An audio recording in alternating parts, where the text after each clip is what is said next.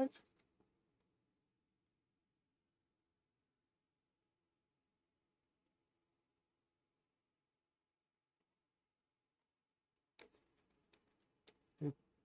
Sound check, sound check. 1, 2, 3.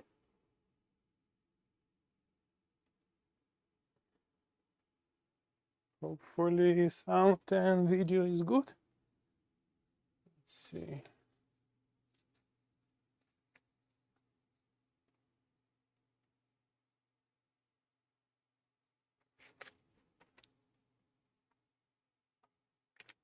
One, two, sound check.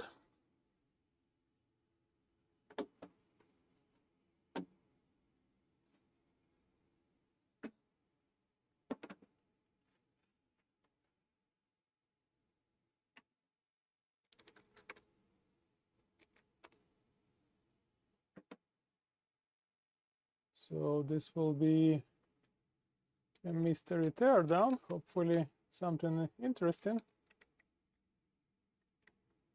Let's see.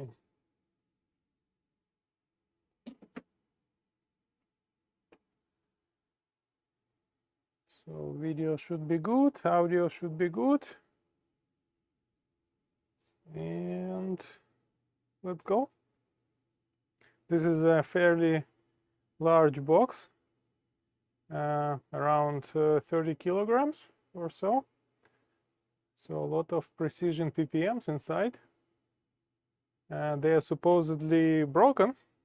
So this will be project codename Panda. We will take a look what's inside, open it up, and hopefully get something fixed, maybe even working. I don't know, we'll see.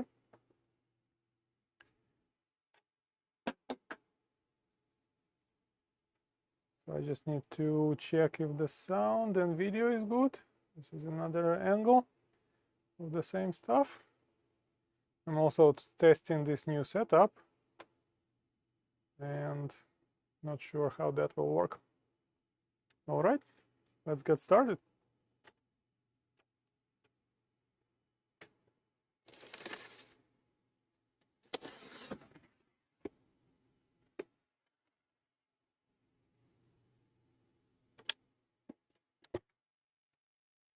Oh yeah, a lot of popcorn.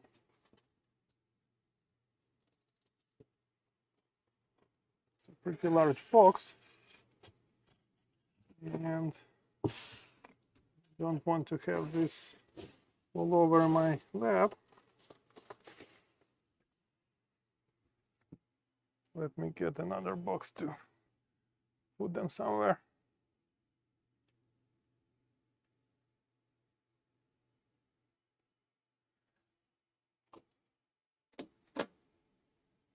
Okay. This box is so big that it doesn't even fit the camera angle. Oh well. Let me find some box big enough.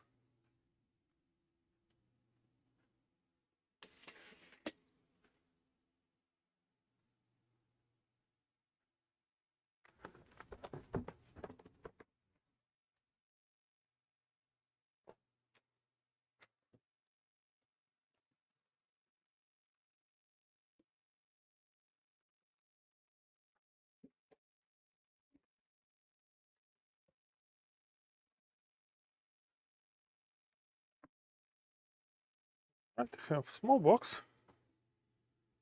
We'll see how this works.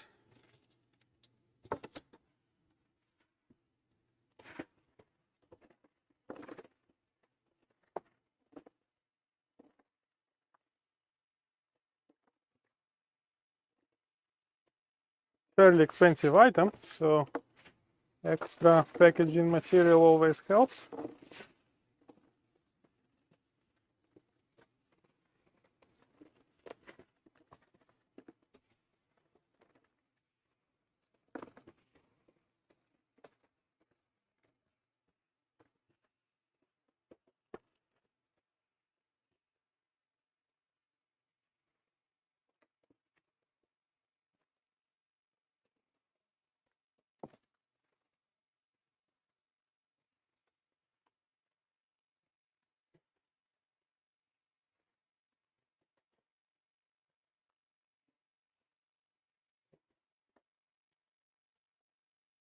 I need to remove all of them.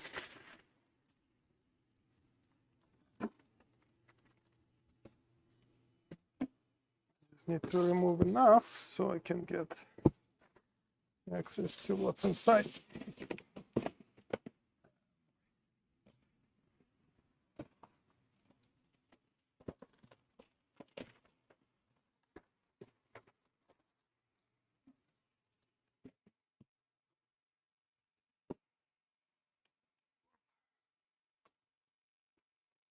Ooh. Nice protection padding.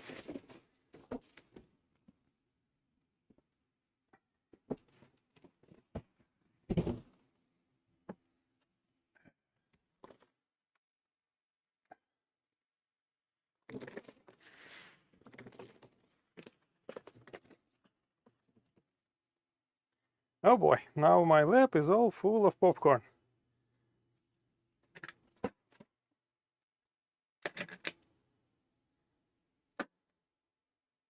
What a mess.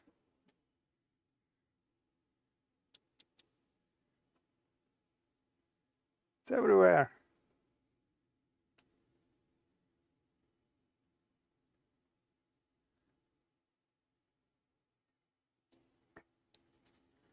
So let's clean it up a little.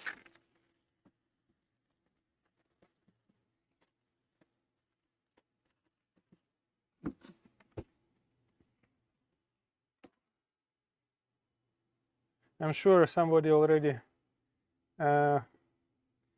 can guess what kind of equipment this is.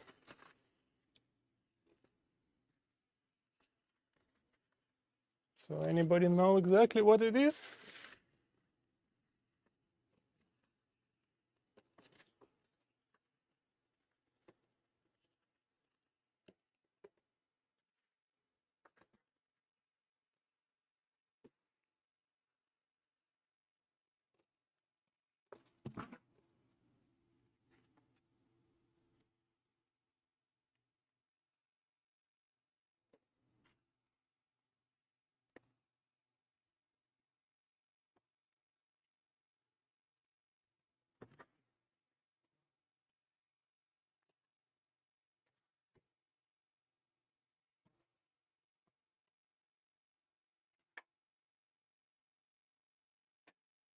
Anybody?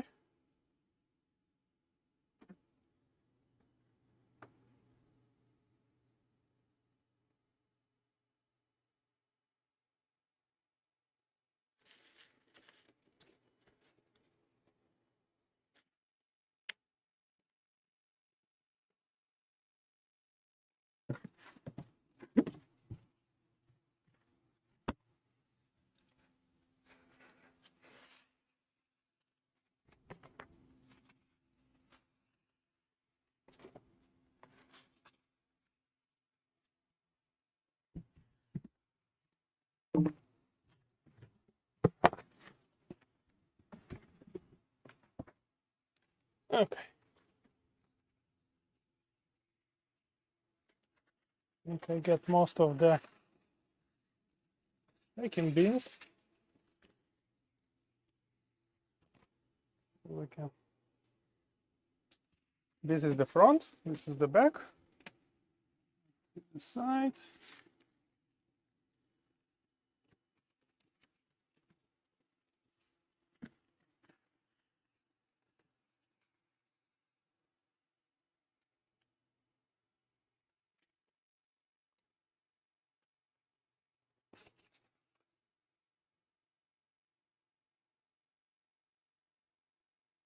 No, it's not 5700A.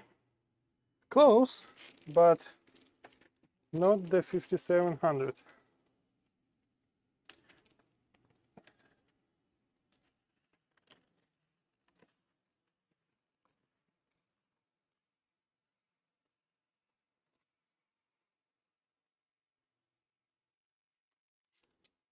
Actually, slightly lighter than 5700 series calibrator.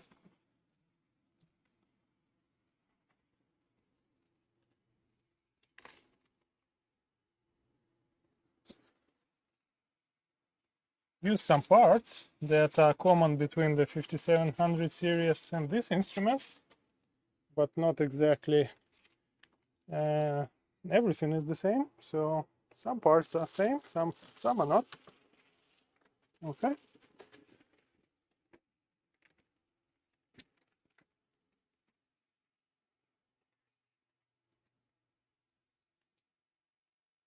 And yes, it is a fluke instrument. So let's see.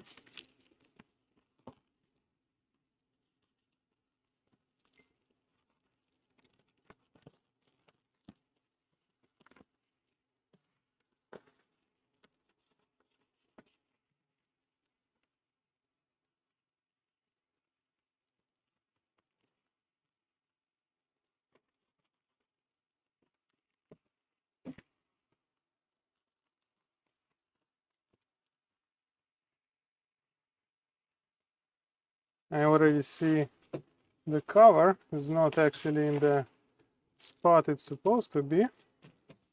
So somebody was already inside of this thing. Let me see if I can show this better. I'll probably need to close in a bit.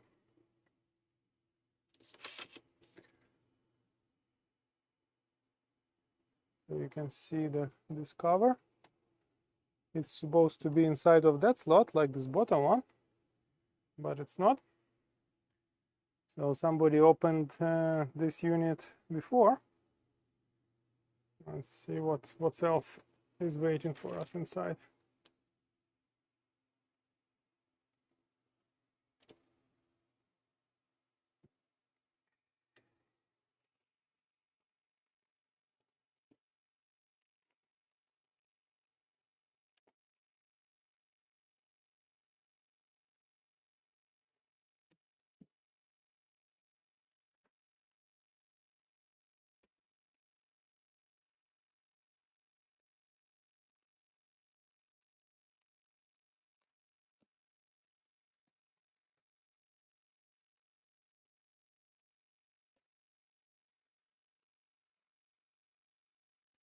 Looks in pretty decent shape.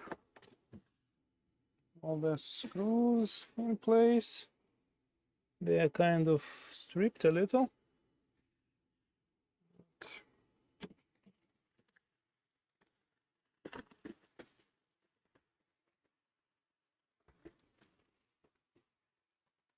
All right.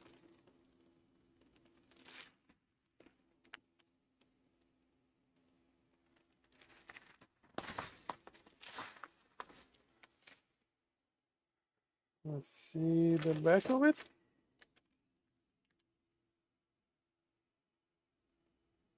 There we are.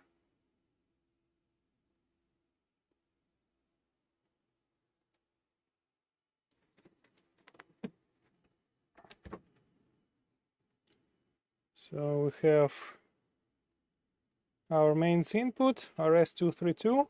It's the big older style interface. GPIB, calibration mode enable disable, and this is actually calibration enable disable, and this one is service or the normal calibration. There is a fuse holder. There is a filter for fan intake. It's very clean and nice. Overall, pretty good so far. Handles all good. There's no cracks, no nothing. Let's see the underside. So we have all the vent holes in here. So there's this cover doesn't go into that slot as well. And are you ready for the mystery reveal? Let's see the front panel.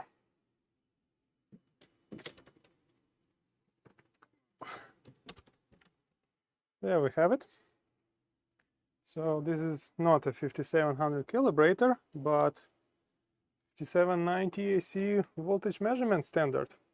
So essentially this is a voltmeter but very good one.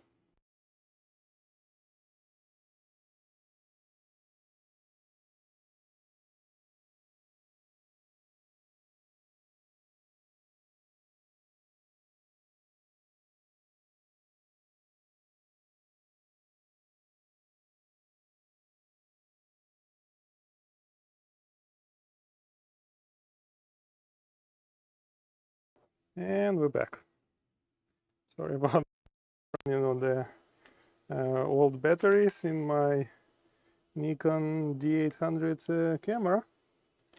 So there we have it. This is indeed 5790A instrument, and it's apparently broken, but looks a good shape.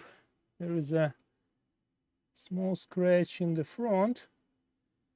Binding posts look pretty good, and connectors pretty good. All buttons nice. It says there is a label which says -1, missing one board. So there's a power button. So we'll have to take it apart before we turn it on to see what's inside. All right. So we can do the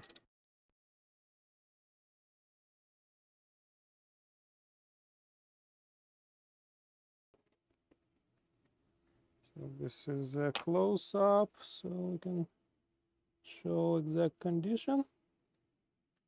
Everything looks pretty nice and sharp. And the label that missing one board.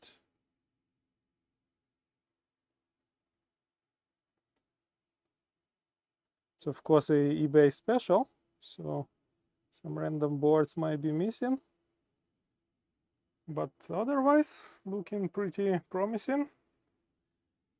And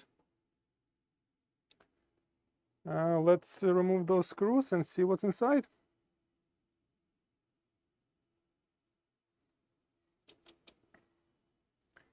I'll probably need to use the second camera setup. Yep, right there.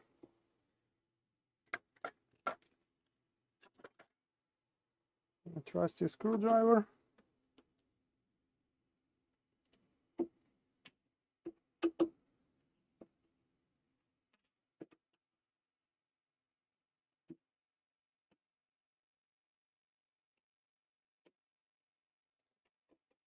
Hopefully the front panel vacuum fluorescent display is okay, because that would be very expensive replacement if they are not.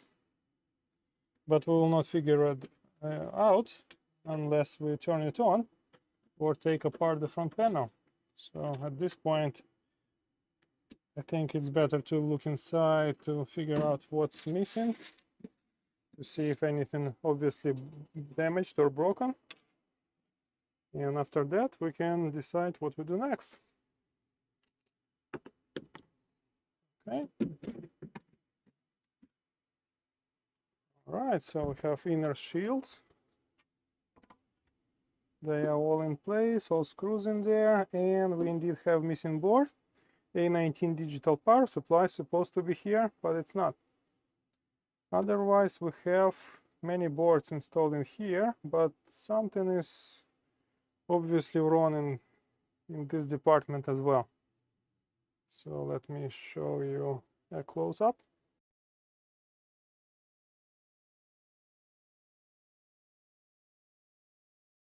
And let's see, I need to reposition the camera again.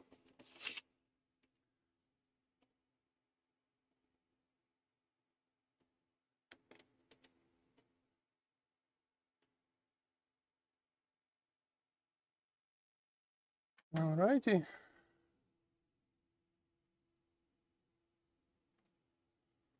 So let's remove the shield. This shield is actually electrically isolated from the chassis of the instrument. So this is a guarded shield.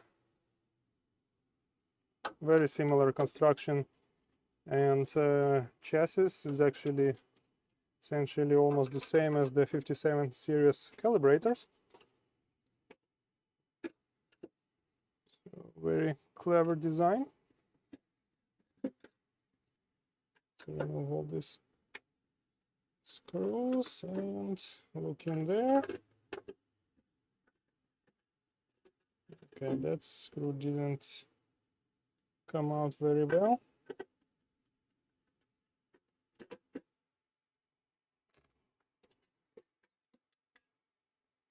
Oh, my bad. Forgot 3 more screws.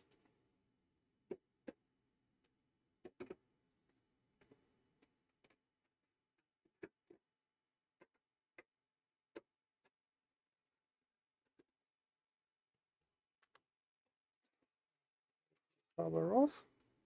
Ta-da! We are in Lake Flynn. So, okay, wow. This is definitely one butchered unit, and I'll show you why in a second. So this is quite interesting.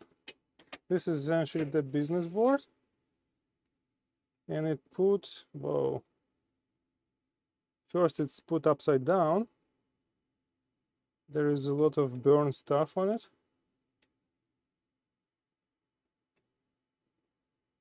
There is missing board.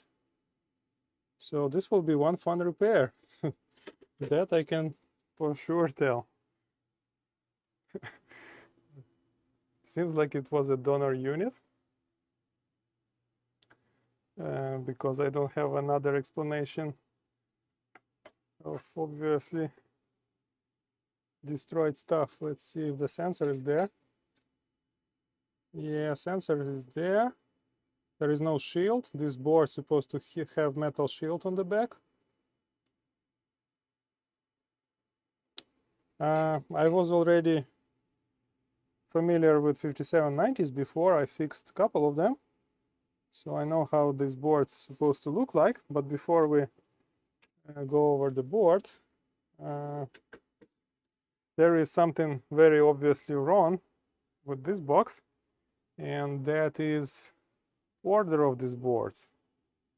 The boards are supposed to be, not sure, like there is the metal cover. Should check the focus.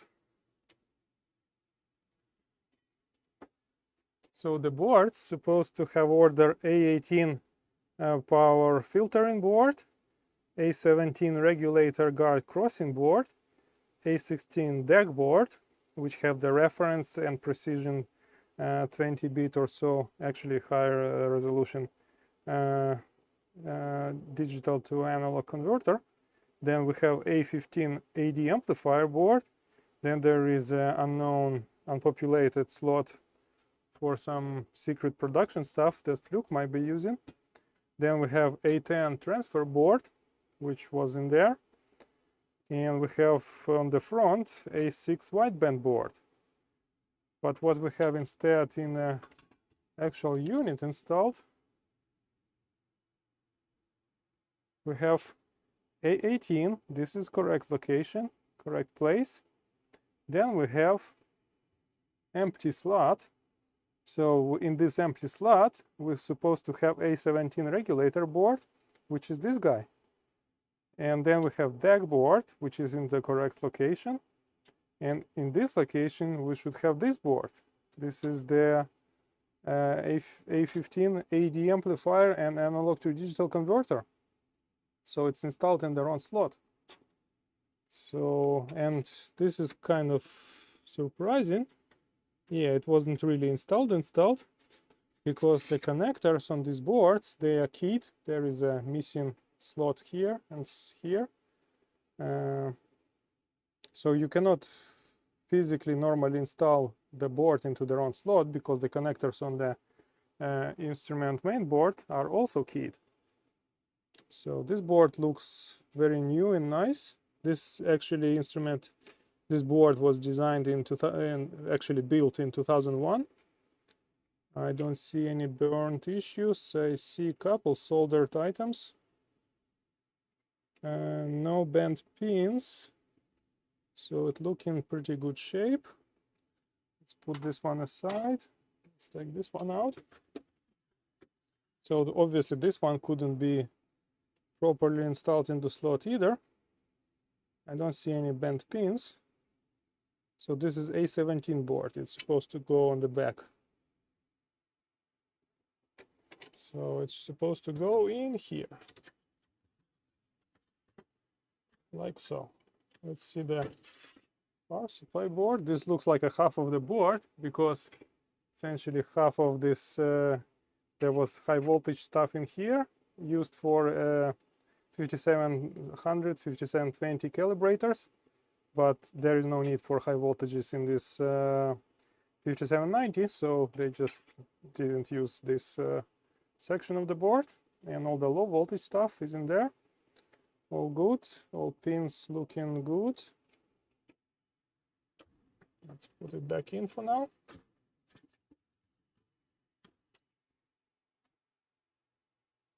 So we have deck board, which is this guy. This is also essentially same design as used in 5700 calibrators, but minus the ADC, because ADC is on that new board 790. Everything looks good, at least outside. We will take the shields a bit later to see if it's looking good, but this board was in the correct slot. Then we have A2D board, which goes next, like so. Then we have empty slot. Then we have A10 board, and we have our wideband. Let's look at the wideband real quick.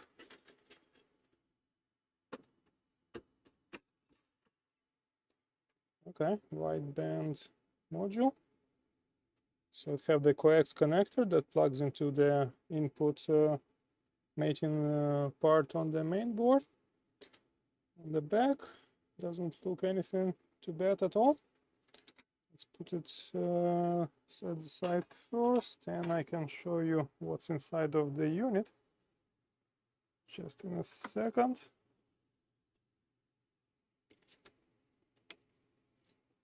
If I can get my camera set up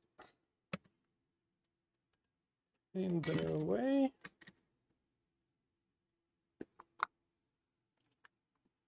Okay.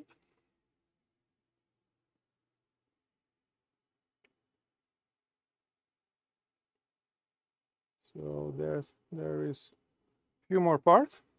This big metal block, this is actually high voltage attenuator. It's a 1 kilovolt 700 volt range. So there is an input and output of it.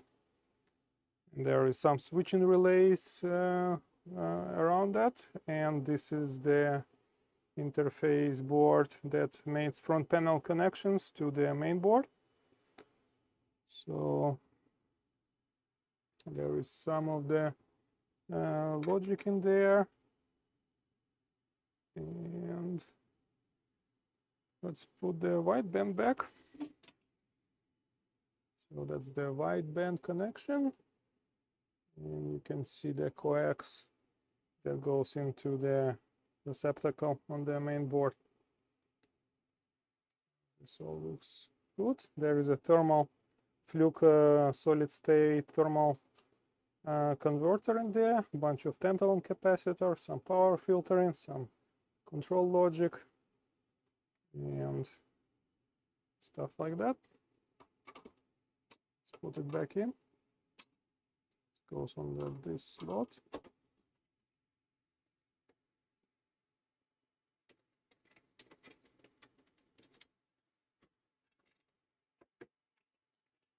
There we go. And we can look at the in-guard section, out-guard. to see if there is anything else missing there.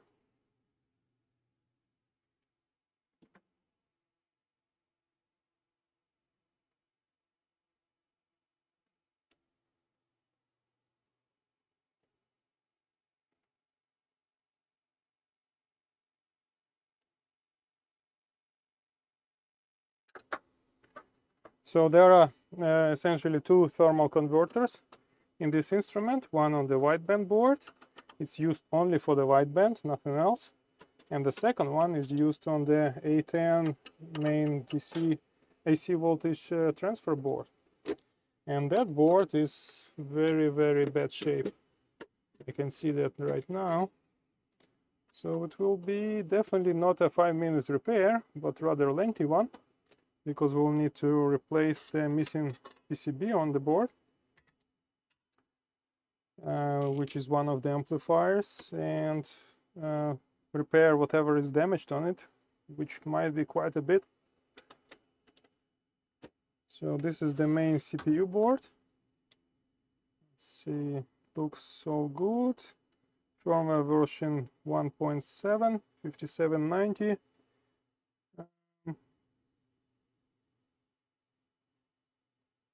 Don't see there is any problem in here. Everything else, fans, looks original and nice. And this one is manufactured in, let's see, it's 1992. So fairly old unit, but not too old. So we're missing A19, but lucky for me, I do have A19 from 5700, one of my donor calibrators. So we can try if the instrument powers on with that, because the A19 is the same between both of them. So here is my A19. This is 5700 A19, but they are the same, and I think they are compatible. So let's double check, and we can try to power on without A10 board, because A10 board is very dead. So we'll need to okay. Interesting. So the key is different.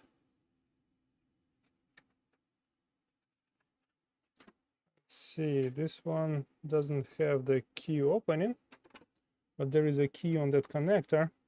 Let me just open the picture of the 5790 original A19, so I can check if we can plug it in directly or not.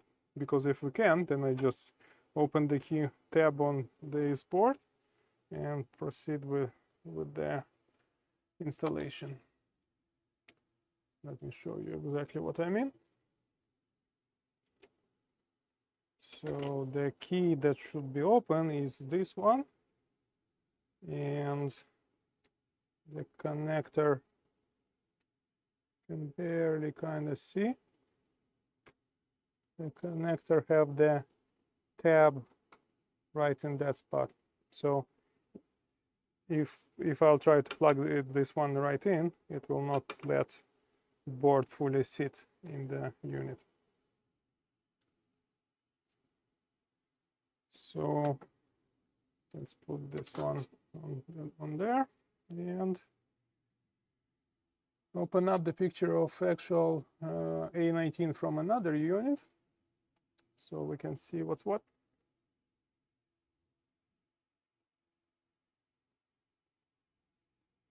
And yes, this CPU board is the same as 5700, 5720, but have different firmware and different programmable chips on it. But hardware is the same, because they unified outguard section between all the 5700 instruments. So the little bit of the side story, 5790A is already obsolete instrument, so it's out of service, and it's replaced today with 5790B, which have fancy FPGAs, some LCD displays and all that, but actually I do prefer the look of the older VFD 5700A instruments better. So there you have that. And let me just open and check the image of the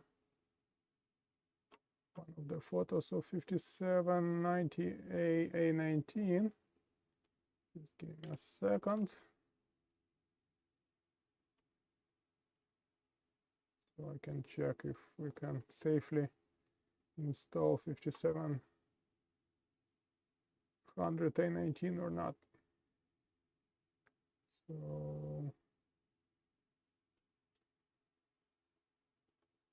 that's my image. Okay.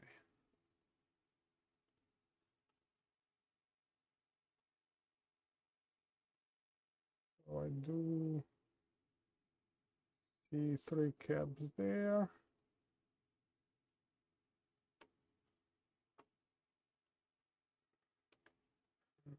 You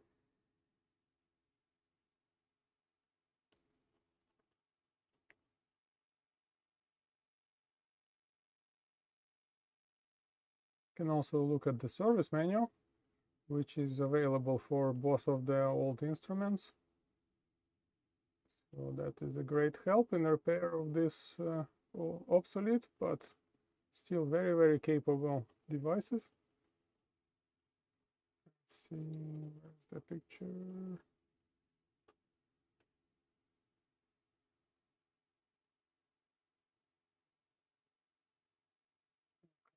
This. So I see the key open. Let me compare exactly.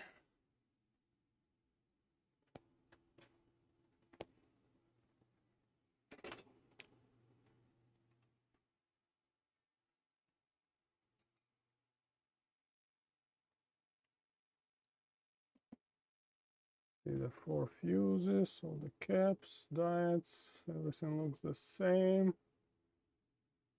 Regulator, yes, all the same. Heat sinks. Yeah, everything looks exactly the same. 2 regulators there. Yeah, I don't see any reason why it should be different other than the key. So even layout is essentially repeating itself. We need all the same voltages for the VFD. VFD display board is the same. Keyboard is different. Yeah, I think it's just the key, the difference in here. Well, let's plug it in and see what happens. Yeah, I don't see any difference on layout.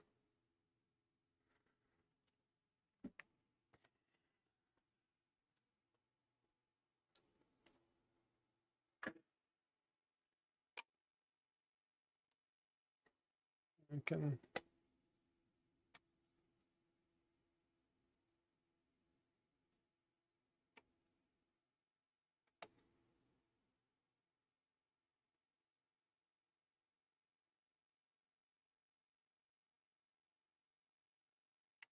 so let's take it apart. And before we do that, we'll try to power on without the A10, check if the front panel works, and then we can have a closer look on A10 board. Sounds like a plan.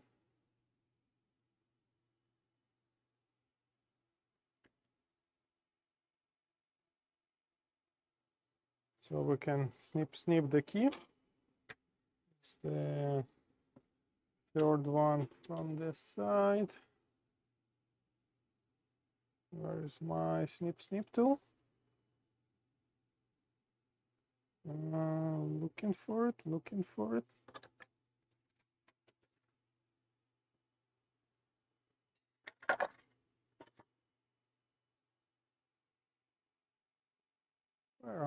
early cutters.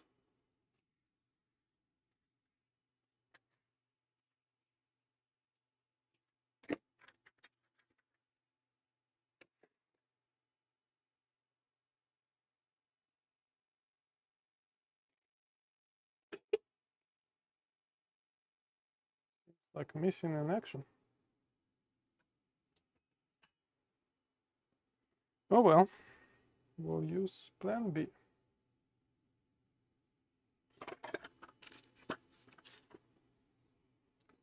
So it's this guy.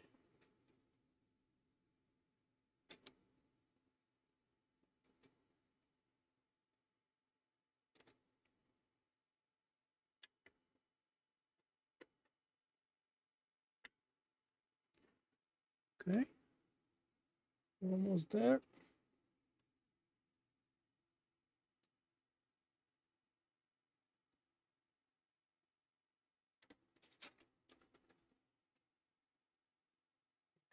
Still a little bit more.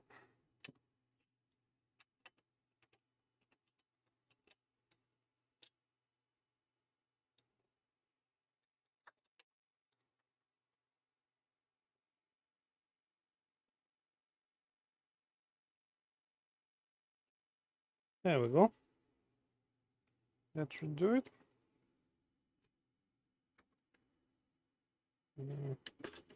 I bent the pin a little.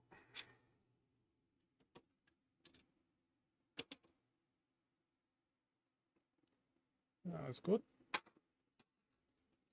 Let's plug it in.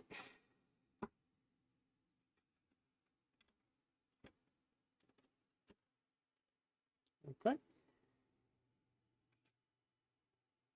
Board is installed. So we should see the power on. And hopefully no smoke.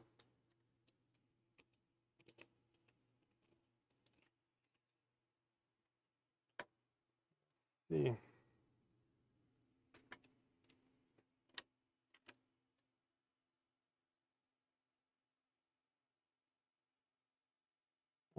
I'll use my trusty AC source so we can monitor the power.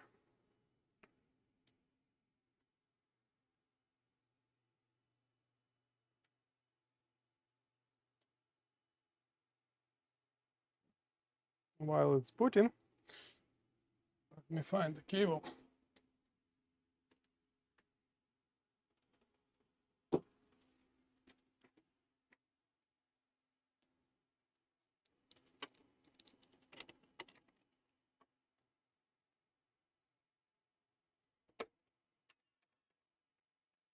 And before we do that, let's check that we have correct 110 voltage input. Let's move all this out of the way.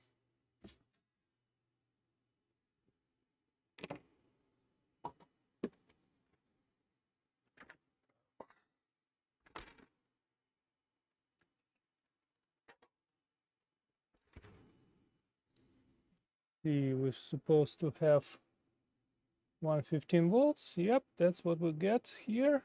No problem.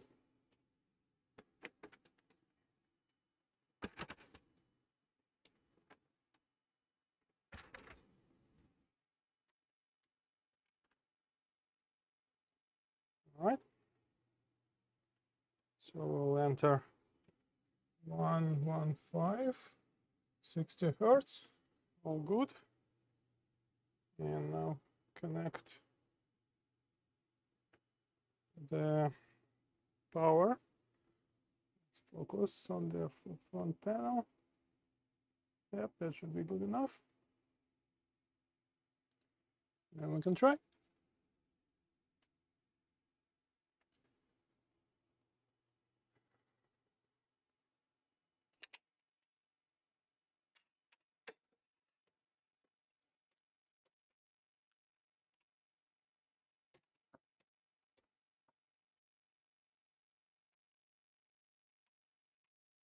Okay. Let's set the current limit to some reasonable value, like 5 amps. I think that should be enough. 5 amps. And power on. Protection over current. Okay. Maybe 5 amps was a little bit too little. Let's see, 8 amps. It should do it.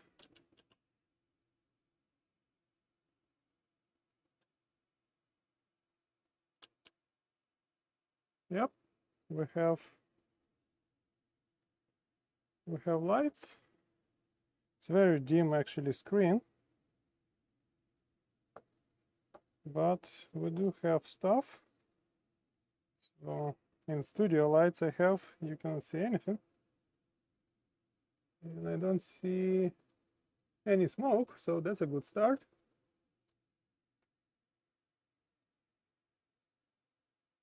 Fans are working. It's using about 75 watts. Let me turn it off for a second, and probably I'll dim the lights so you can actually see stuff on the screen.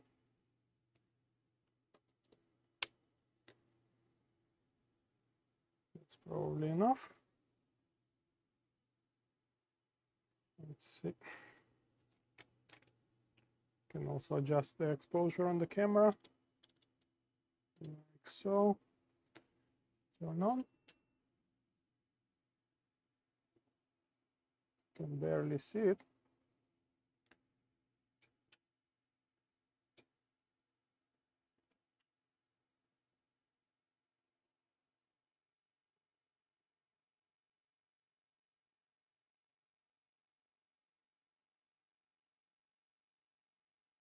Here's some buzz.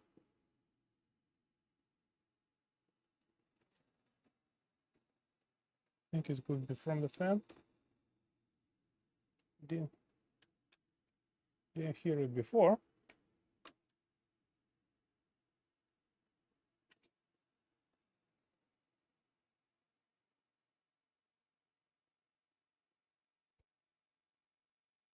Like something vibrating, but I don't see anything obvious.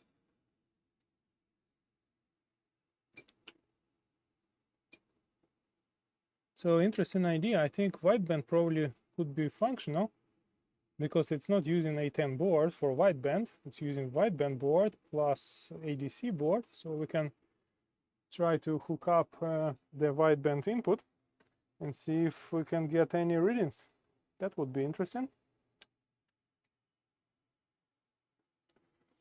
So let me get some M2M cable long enough so I can hook up wideband output of my calibrator, which is quite far away.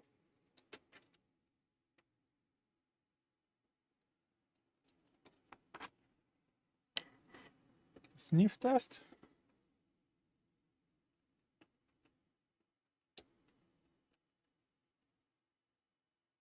So there is our wideband. It's a very nice core cable, purple orpal, and the calibrator is all the way over there. So I'll need to use some end-to-end extender.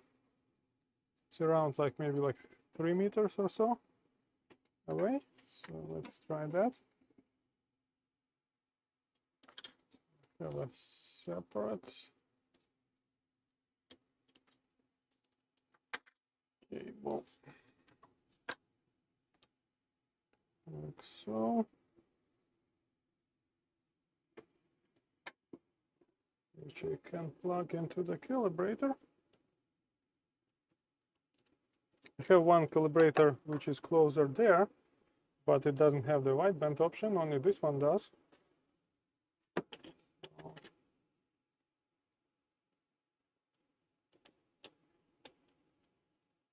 And I don't have any RF generators in my lab to generate signals that are somewhat higher in frequency. higher than 1 megahertz. So let's try that. And I need to have end-to-end extender. Just need to hook those two cables together. This end and that end. Let's see if I have something in that shelf over there.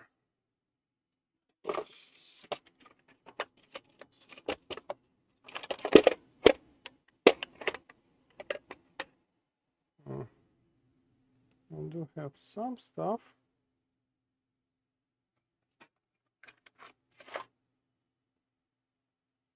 But I need to female to female, just a straight, but I think I'll just use T. Doesn't really matter. This is for quick test, not for any metrology use.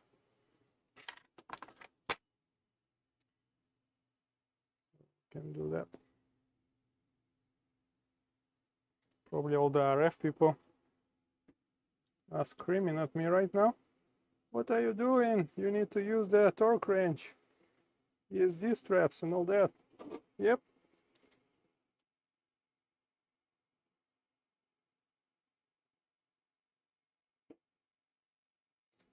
All right. Let's see. First we turn on the unit.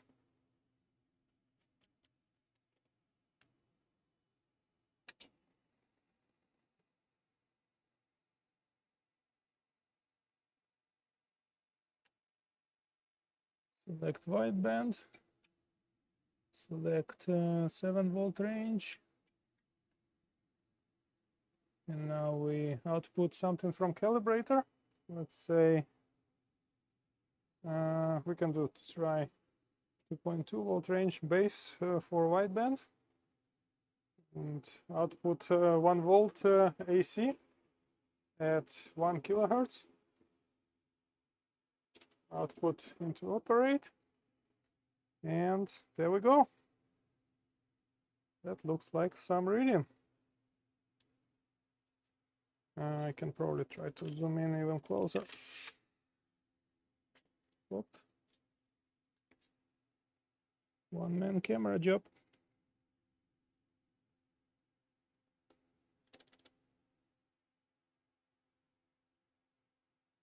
So that looks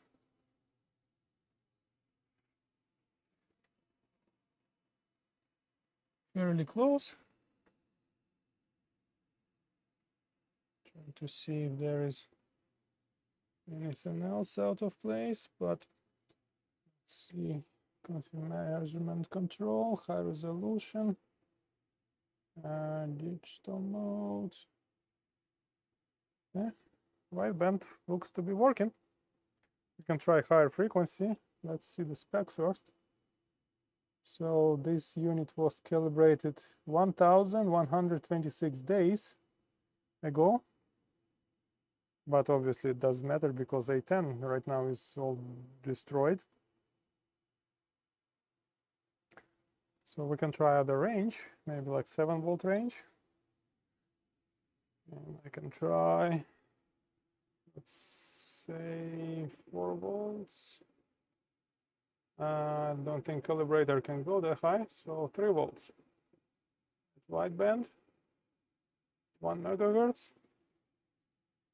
Let's see, 3 volts, 1 megahertz. Something is reading there.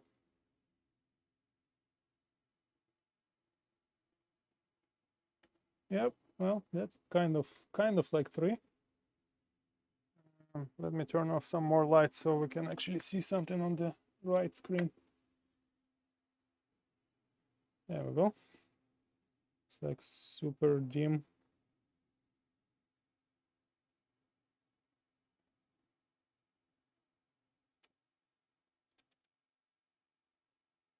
So this is with a high exposure. It's actually quite dark.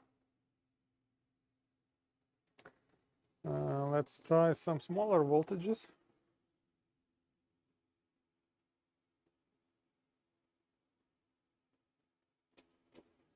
200 millivolts.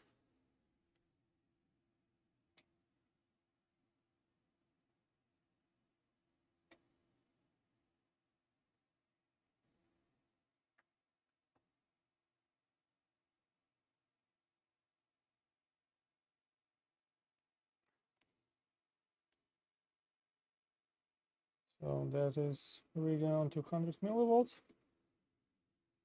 And obviously there is no point to run any self-tests because this is essentially instrument without the key component, A10 board. Let's remove the wideband for now.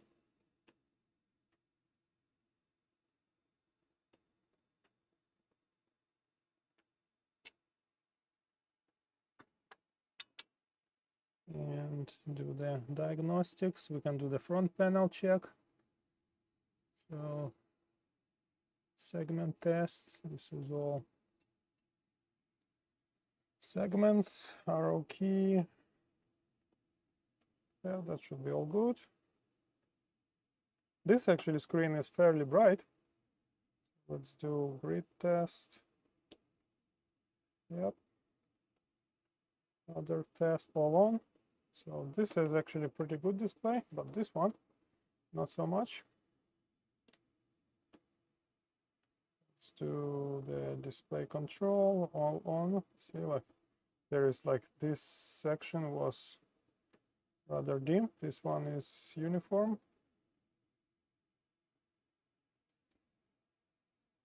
Let's go back. Run diagnostics. So it will fail on many things because there is no A10 board in it.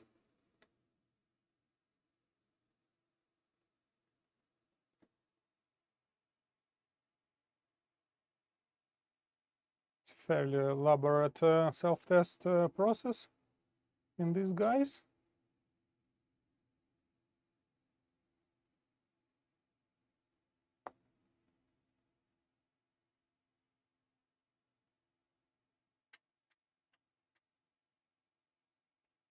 Yep, A10, clear this message, clear this message. All the issues related to that board now will pop up.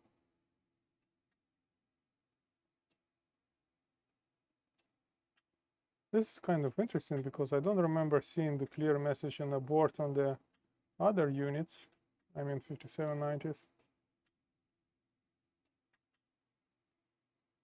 I actually have few in my lab now, so we can take a look on that.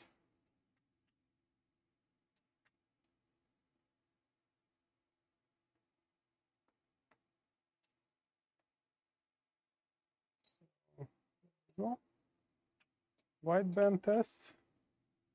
I think wideband probably is fine.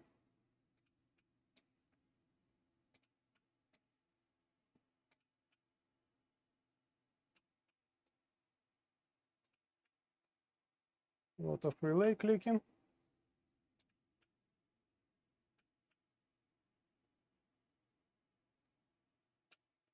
Yep, wideband is good.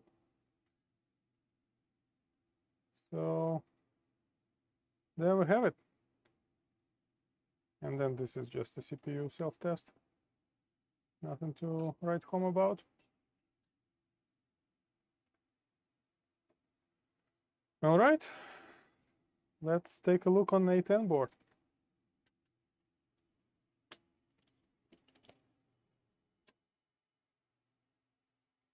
So, and now we can also do run, actually, I can try to reach with the camera on another 5790. Let me change the lens to long scale one. Then I can try to show the self-test how it's supposed to be run.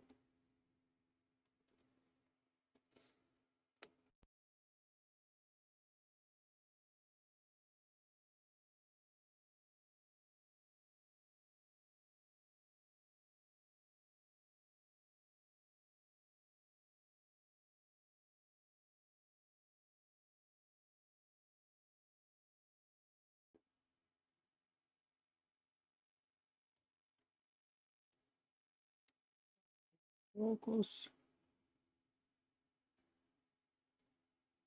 There we go. Bunch of other stuff in front.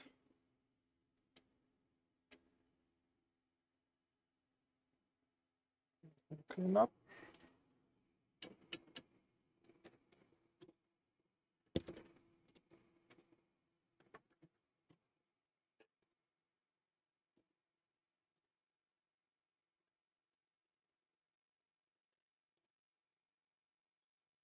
Do the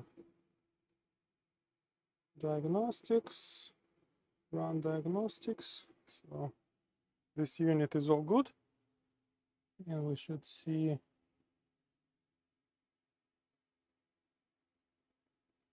it's also have quite dim display, but that is just to show the self-test procedure on 5790, how it's supposed to be run.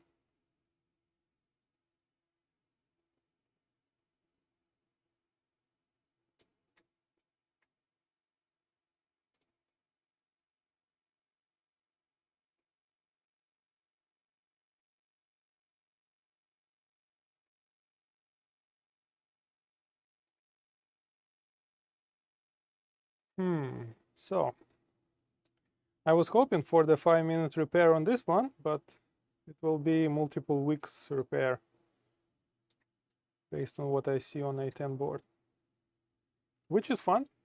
We will learn a lot, and will be a very cool article on xdevs.com, I hope.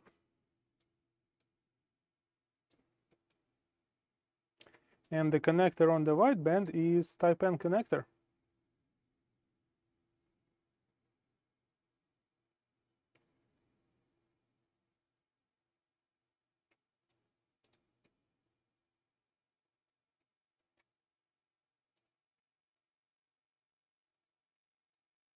I didn't have much time to check the chat, so if there is any question, just feel free to ask.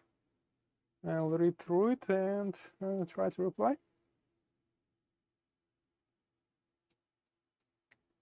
And that's how it's supposed to be done. All right.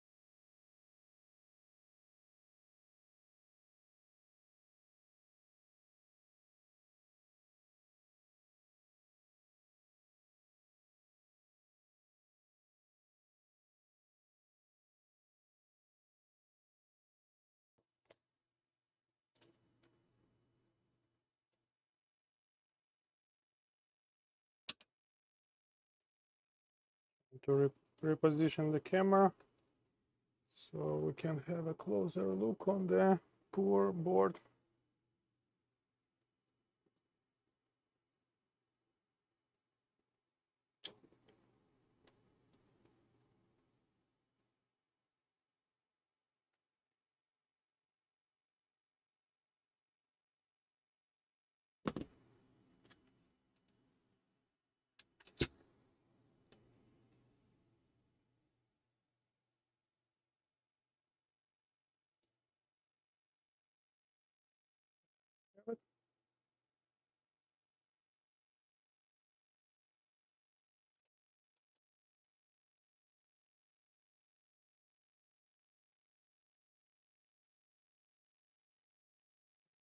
Good. Just a second.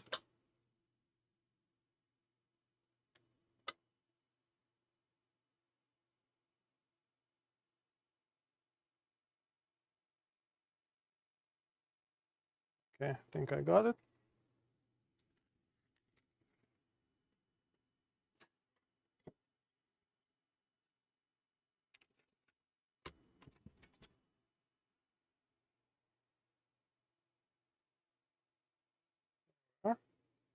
some good contrast. Okay, switching over. So this is the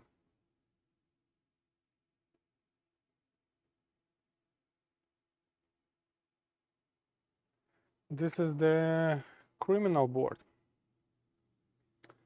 I don't know where to start to describe what's wrong with it, because pretty much everything is wrong with it. But we can try take step by step. The space. So, okay.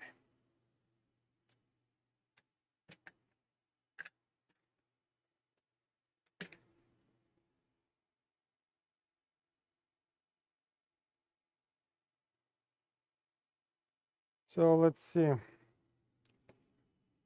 think we can start from the very obvious big parts. So the first one is there is a missing board. So they are supposed to be a PCB installed into this position. That is one of the amplifiers used for different smaller ranges, like 700 millivolts to 120, 70, 22 millivolts, 7, 2.2, and so on, together with this board. And this board is soldered backwards. So it's supposed to be with all the components. So there are a bunch of parts. These parts supposed to be facing towards the connector, not facing towards the outside world. So it's obviously butchered and soldered wrong. There is this deep package. It has the pin just hanging around. And yeah, there is a capacitor that looks like butchered in. And there is some burnt stuff right here. I think that probably power is was applied in wrong polarity in opposite pins. You put the board other side into the PCB, because I can see like black spot right in there. Sure if it picks up on the camera or not. So that is that. And let's see, this chip was resoldered. There's a guy in there. So we have missing board. The board put upside down. Let's see what's inside the thermal sensor cap.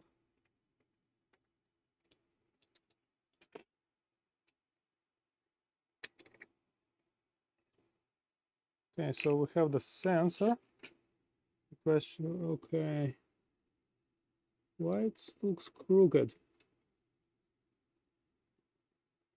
I think it's still attached, but it's kind of sideways. I see the original attach. I think that could be the manufacturing issue. We can check if the sensor is still good. That is fairly easy. We just need to measure the input resistance on the heater. And if it's not 400 ohms, then it's very bad and also need replacement. And the sensor is few $100 a piece if you can manage to buy one. And then I can see this backside board is also soldered with just 2 pins. It's not soldered all the way. So maybe they was just trying to repair it, killed it, burned it, and then kind of put it in there, but didn't actually power on the board, I hope. Anyway, I can zoom in on the sensor board to show like it's kind of sideways, crooked. Yeah, like it's kind of not exactly straight. which is interesting. And then the burned part, you can kind of guess it in there. Yeah, definitely like very dark brown in that spot. Also in here, a bunch of battery. And look at that pin, just pointing out there.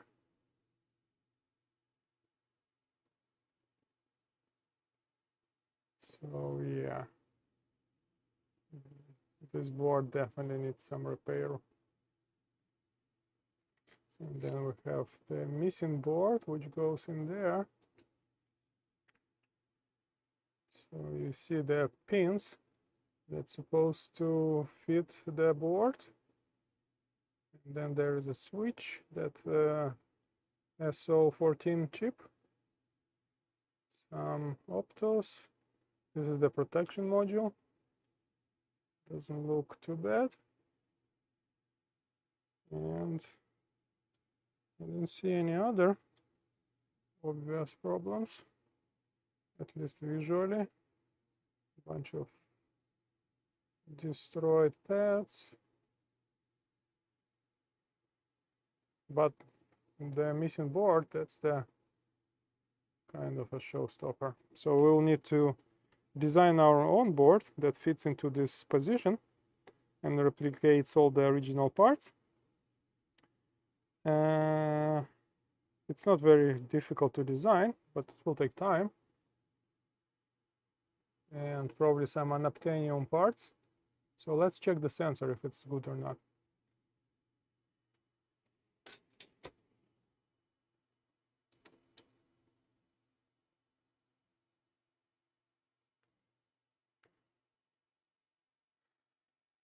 It will be a fun one.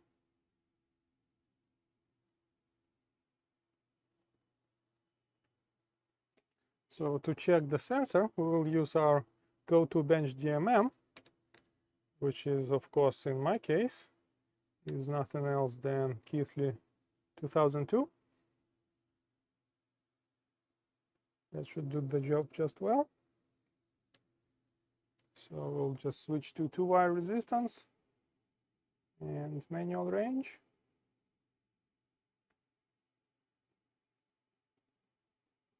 So 2 kilo ohm, and let's measure. Actually, I think I'll apply a slightly higher range for a lower current. Okay. So let's see, we expect something around 400 ohms. That is a good sensor. So this is our 0. Not that it really matters. So let's see, this is the input, and we have 141 ohms. It's kind of low. Let's see the output of the sensor, and we see 400 ohms. So the input doesn't look very good. 141 ohms. Okay. There is a relay in front of the sensor. So we can actually try to toggle it, like that orange relay. Right over here. We can, I think, I'm not sure if it's, I don't remember if it's latching or not. I don't think it's latched relay. But 141 ohms is a little bit low for a good sensor. But it could be something else connected in the circuit.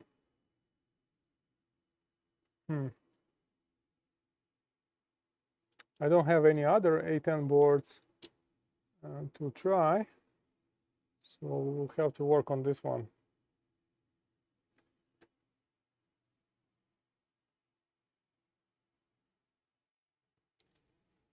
Okay, and that A95 board, I think we just need to remove it, and then we can obviously look at it closer. Let's do that. think I might also need to remove the relay so I can measure the sensor better. Okay. I think I just need to desolder 2 pins and then the board will come off.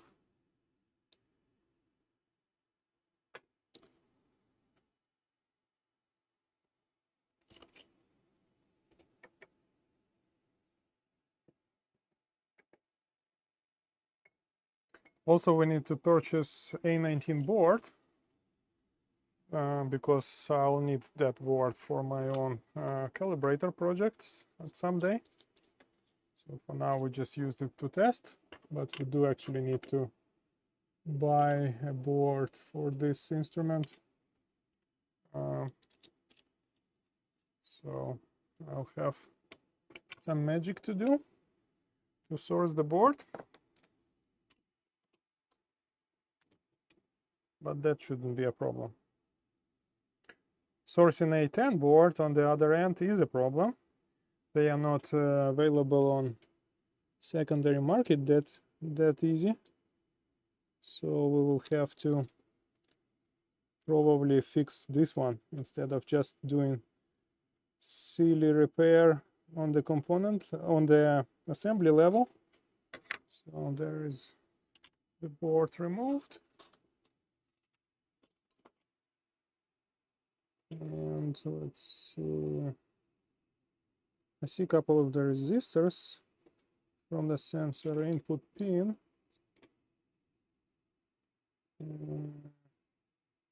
Can just remove those, and I see a diode. Let's just remove those so we can try to measure sensor better.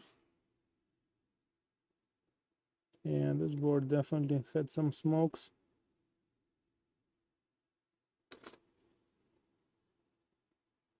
And what the hell is this part? CLC430AGP. That will be a tricky one to replace, I think.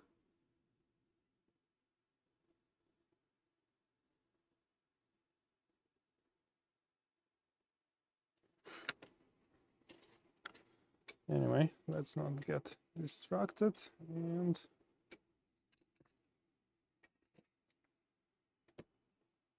move some parts out of the way.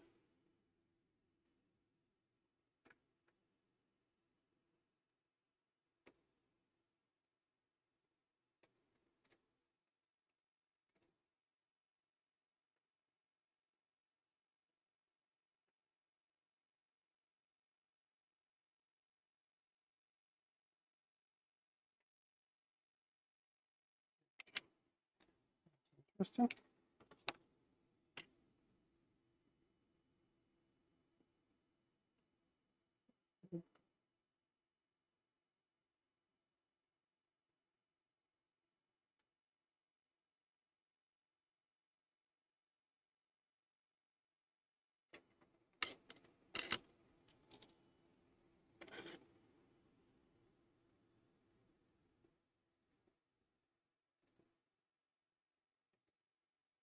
I do need my cutters, the proper ones.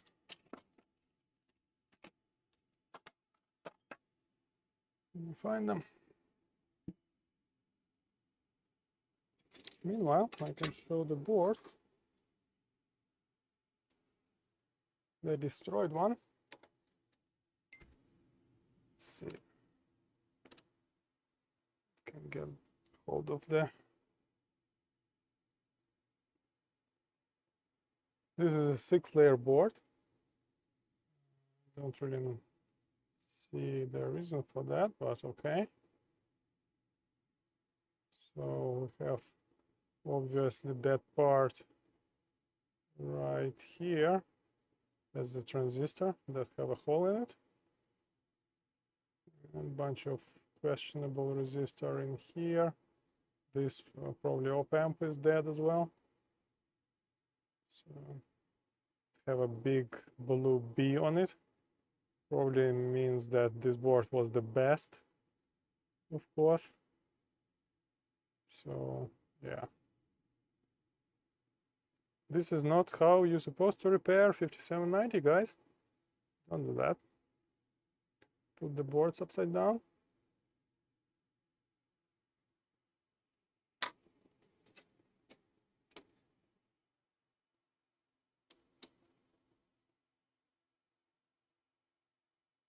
So the similar board is supposed to go like that, and this one's supposed to be like that.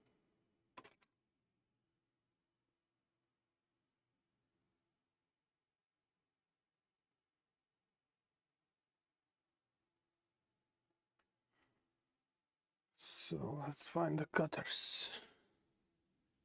Found them. I use the cutters because they have pins on the back for the resistors, diodes, and stuff like that. Bent slightly sideways, so it's a little bit tricky to disassemble. So I just cut the small piece of the pin.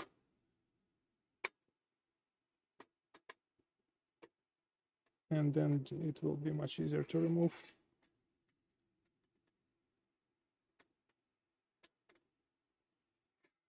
I usually just lift the leg, not really desoldering the whole part.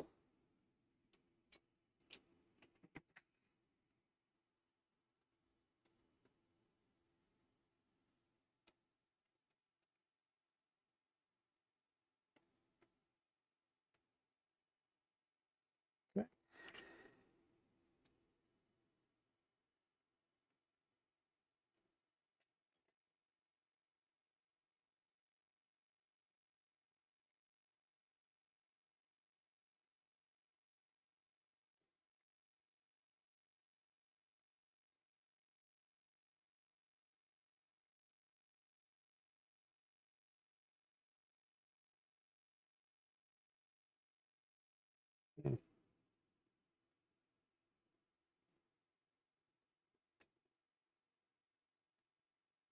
Come on.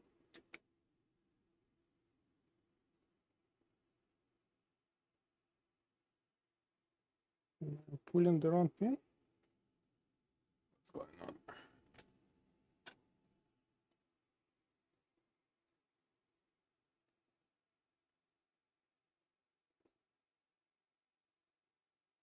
There we go.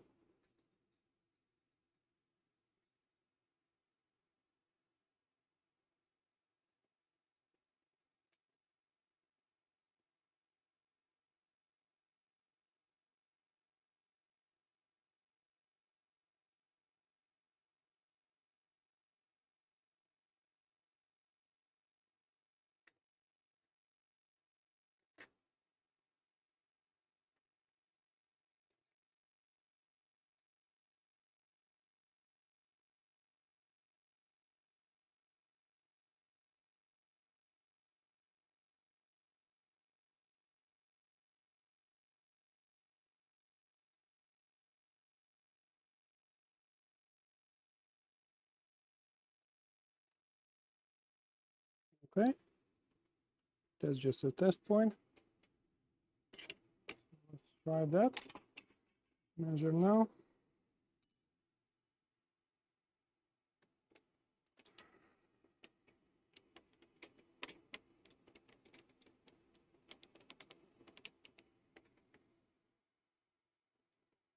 $162 ohms.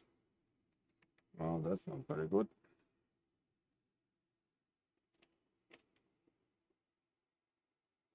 $163.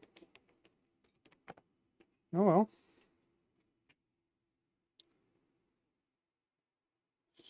So I think we'll have to call it a day and then figure out what we need to do with this, guys.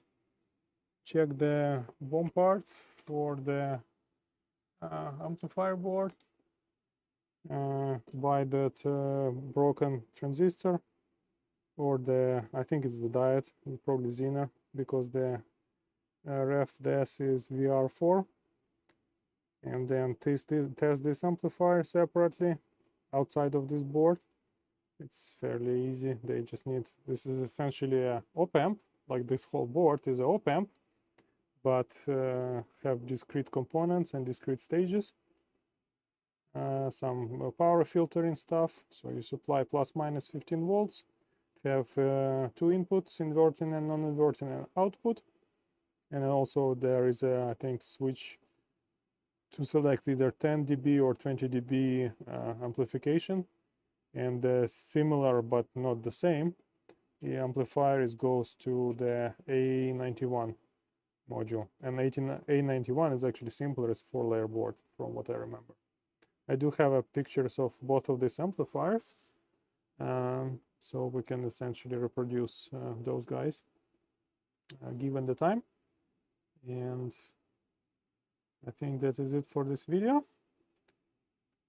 And hopefully there will be a follow-up with the repair.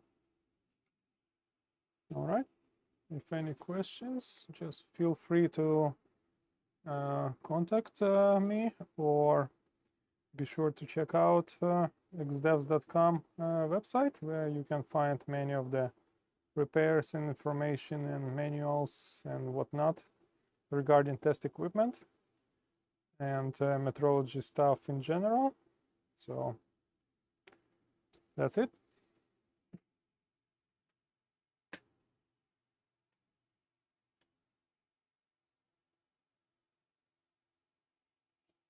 I'll stay for a couple minutes in case there are some questions or something else.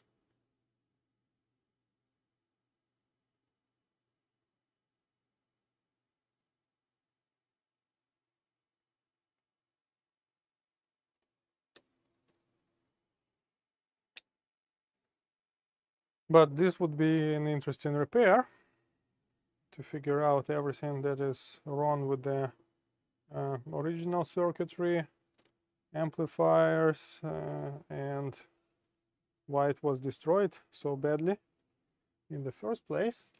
But probably it was just a careless repair attempt, which didn't go well. And I do think it's quite repairable, nothing very bad. It's quite bad, but nothing we cannot repair. We'll have to obviously remake the small PCB module for it.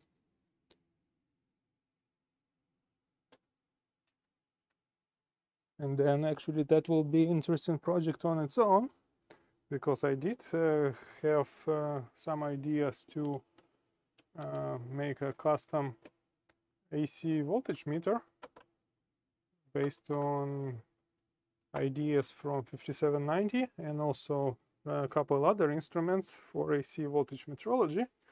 So this would be a fun alignment thing to try.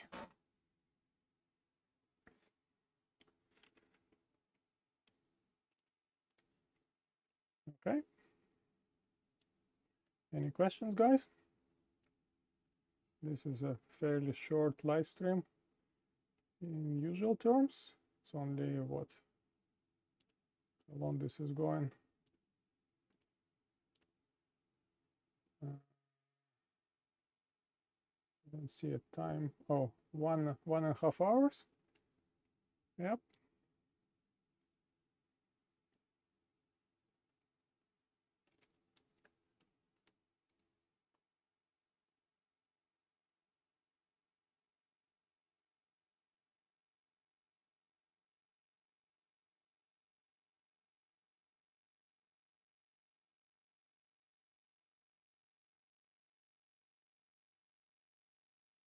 There was a question that the display was flickering. Well, that was because of the camera shutter speed, and VFD refresh rate was not aligned.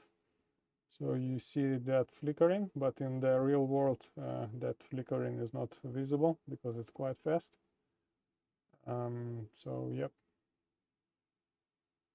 Also, like most of the 5790s I saw, they all had the dim displays except one, and I think they are getting dim not even because they are used so much, but even sitting from just doing nothing. I mean, powered off. I did see a couple times that display is getting dark from not being used. So yeah, and display like used in 5700 series, they are large and small pixels, and many of them. I think it's something with relate to technology. So the small high density VFD dot matrix displays tend to have less brightness even when they are new. Measurement display was not very vibrant. It was actually also dim, but I had to blow it up with the exposure settings on the camera to make it more bright than it really is. If I have all my 350 watts of lighting in the lab, then it's almost like invisible to see. You really need to look closely to see it.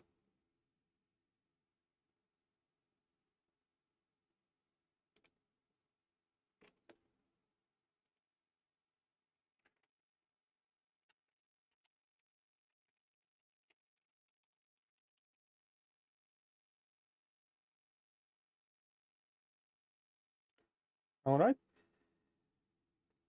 I guess that's it. So thank you everyone for stopping by for this quick video, and see you next time. Bye.